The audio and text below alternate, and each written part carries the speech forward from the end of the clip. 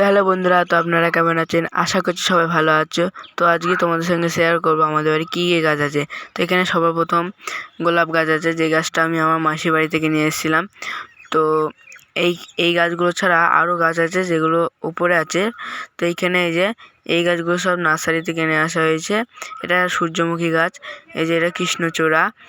আর এখানে কিছু কিছু গাছের আমি নাম জানি না, তো আপনারা যদি নামটা জেনে থাকেন তো কমেন্ট করে বলবেন। এখানে বীজ লাগানো আছে নীলকণ্ঠ গাছের। আর এদিক মানে একটা গাছ আছে, এদিকে আছে গাঁদা গাছ, এই যে গাঁদা গাছটা।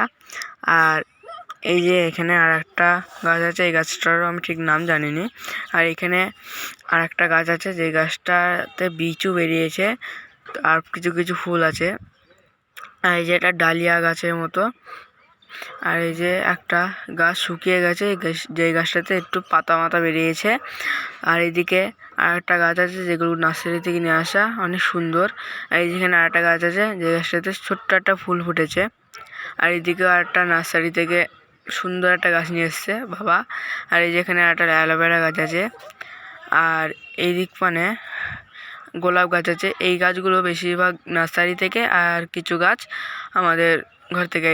আর এই যে এটা হচ্ছে ডালিয়া গাছ। এই যে এইদিকে একটা কড়িও বেরিয়েছে।